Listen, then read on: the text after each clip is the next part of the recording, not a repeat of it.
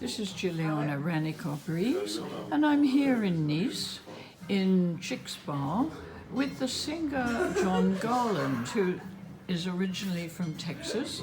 Hi, John. And you've been living in Nice for about 2 years, is that right? Almost, yes. Yeah, and you've decided to stay here permanently. Oh, definitely. Yeah? Yes. Can you tell me why? Oh my gosh, I mean, it's beautiful for one. The climate's great, and I've just met amazing people. I mean, when I was in Texas, of course, I have friends and family, but I just really, after being here for a short time, I just kept having this overwhelming feeling that this is where I was supposed to be, and it's amazing how over the last 2 years things have come together. I've met wonderful friends. I run into people on the street that I know several times a day. But in fact, you came here knowing nobody, is that right? Yeah, exactly. I had met one friend online that I had never met in person. Yeah. That we So how did you get started meeting people? So I hired Adrian Leeds to find my apartments once I decided to come here, and she connected me with my friend Ella Dyer, who is her go-to person here in Nice to find apartments, and she was helped me find my place.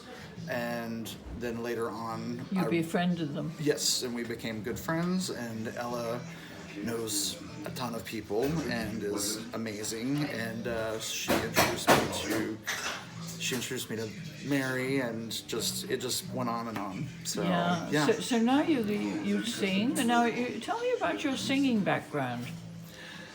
So because you're opera trained, aren't you? Yes, I studied opera originally. My mother heard me singing on the riding lawnmower, because I thought the sound of the lawnmower would cover me singing, because I didn't want anybody to hear me. And she heard me, and she's like, I think you can sing. And how old were you at the time? Maybe 15 or 16. Oh, okay. So, I mean, most people who started in choir and band and so forth started quite early. So I didn't start in choir till my sophomore year in high school. So I only had 2 years of choir. My choir director didn't like me. It was pretty obvious because he already had his pets picked out. Anyway, so I stuck it out, and then I ended up, I made it to go to Texas All-State Choir. Is actually a really big thing in high school. A lot of people don't realize Texas actually has a lot of singers and a lot of opera, and a lot of opera competition. So to go to Texas All-State for choir is a pretty big deal. And I missed making state choir by 1 chair, which sucked. And then my best friend, we both missed it by 1 chair, and we always practiced together. So I went to junior college for 2 years as a vocal performance major, but I was kind of running out of money, and I wasn't terribly focused, so I just started working and ended up doing mostly sales and customer service, airline reservations. Yeah, you had lots all of kinds odd of different jobs. Yes. all kinds of jobs. And then I eventually, in 2001, I moved to Chicago, lived in Chicago for 4.5 years, and I started singing again. And I found a voice teacher there by chance. I was trying to find another lady, and she had retired, and her pianist who played for her lessons, George Tenagol, who unfortunately just passed away about a month ago. So are we talking amazing. Opera singing here? Yes. So classical. he classical, and we would throw in a little bit of other stuff, but pretty much everything. I was training to do opera competitions and to audition for the lyric opera chorus, or to maybe do like small compromario roles.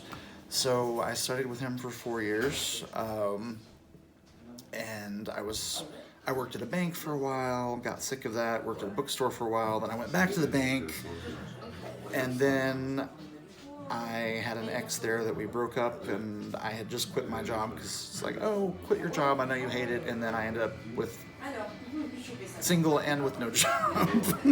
So I ended up working in a store that I later found out was owned by the mob. Oh.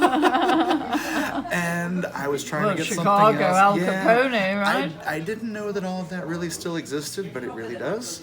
But they were, you know, it was okay. Mind you, they helped Frank Sinatra, didn't they, the mob? So, So yeah, I ended up working at the store for a while until I could save up enough money to move.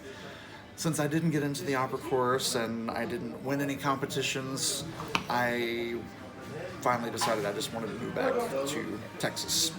So I went back to Dallas after, and I was there for 10 years, another 10 years. what were you doing then? So I was doing customer service, and then I eventually started doing sales. And I was quite good with sales. I've always been really good with customer service. I hate doing it. Okay. It's But kind you of, like people. I like people, but as far as customer service, some people are very nice. Most of them are a huge pain in the ass, and it's very stressful. So I started having severe anxiety attacks. Okay. And I thought I was having a heart attack or a stroke. Oh gosh, panic attacks are terrible. And because I didn't really think panic attacks were really real Yes. until I started having them. Yes. And then after my third time that I thought I was having a heart attack, the doctor's like, I'm going to give you some Xanax, and next time you have a heart attack, take this, and if it goes away, it's a panic attack. And if it And that's doesn't, what it it's was. a heart attack.